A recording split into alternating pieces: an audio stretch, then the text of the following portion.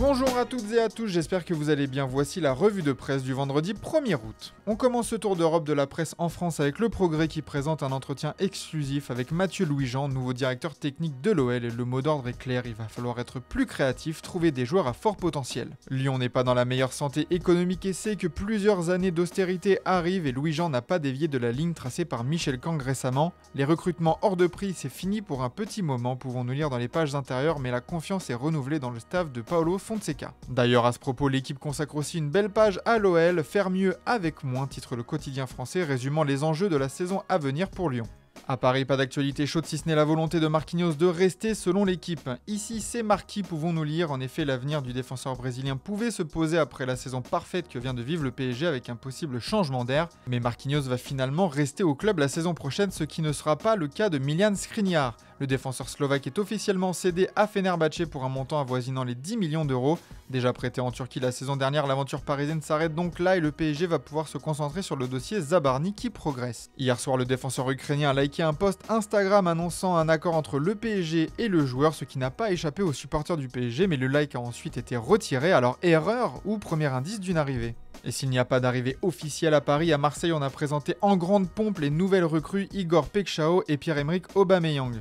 L'OM offre un bain de foule à Pekchao, titre La Provence. L'ailier est la recrue la plus chère de l'histoire de l'OM et a reçu un accueil haut niveau, tout comme le retour de Pierre-Emerick Aubameyang. Le Gabonais a aussi enflammé les supporters et si sa condition physique pose question pour son ancien préparateur physique, pas de doute. Si Aubameyang fait une préparation sans blessure, il retrouvera ses qualités, voilà qui devrait encore plus hyper les supporters marseillais. En Angleterre, on insiste sur le jugement qui a été rendu dans l'affaire Paqueta. Blanchi, titre le Mirror Sport ce matin, le joueur brésilien avait été accusé d'avoir reçu volontairement des cartons jaunes lors de 3 matchs de Première Ligue et risqué jusqu'à une suspension à vie, mais le joueur a été innocenté de toutes ces accusations. Range tes problèmes, a même titré le Daily Star, West Ham peut souffler. Aussi dans le royaume, le bal des numéro 9 fait toujours plus de bruit avec notamment le destin d'Alexander Isak au centre des préoccupations, encore une fois.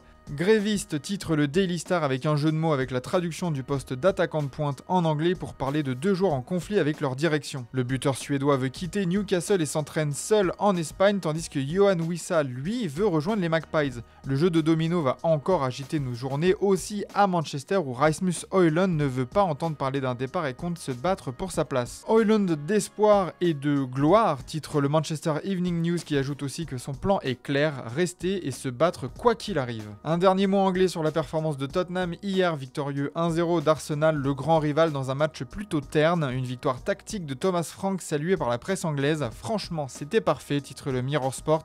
Une première victoire dans un gros test dans cette préparation pour les Spurs.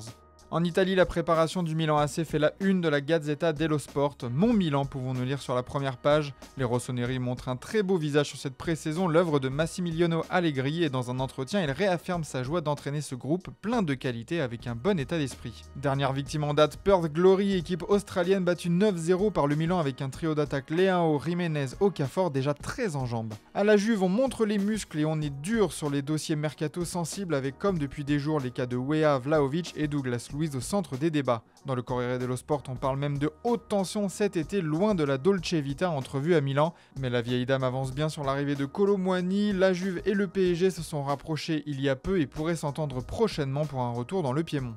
On passe en Espagne où le Real Madrid doit choisir entre Gonzalo et Hendrik pour le poste de numéro 9, c'est en tout cas ce qu'avance As sur sa une. Le Real va devoir choisir qui envoyer en prêt et qui installer en équipe première au poste de numéro 9 en doublure de Kylian Mbappé, mais problème, aucun des deux jeunes joueurs ne veut partir. Le dilemme du 9 peut-on lire dans les pages intérieures. Gonzalo a encore 2 ans de contrat et voudrait prolonger. Xabi Alonso apprécie beaucoup ce qu'il a apporté lors de la Coupe du Monde des clubs. Hendrik est de son côté blessé en lune de miel mais a amené son préparateur physique avec lui pour se remettre en forme, affaire à suivre. En tout cas, s'il y en a un qui fait preuve d'ambition dans la Casablanca, c'est Franco Mastantuono. Le prodige argentin, arrivé cet été au Real, fait le parallèle avec un des meilleurs joueurs de l'histoire du club, Alfredo Di Stefano.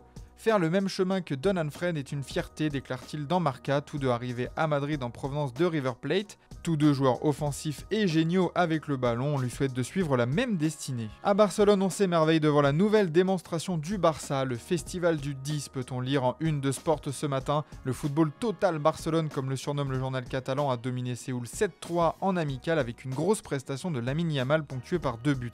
Un doublé qui débloque son compteur dans cette pré-saison avec son nouveau numéro de maillot. Marqué avec le 10 était un rêve, relaye Mundo Deportivo, les déboires extrasportifs de cet été semblent être derrière lui.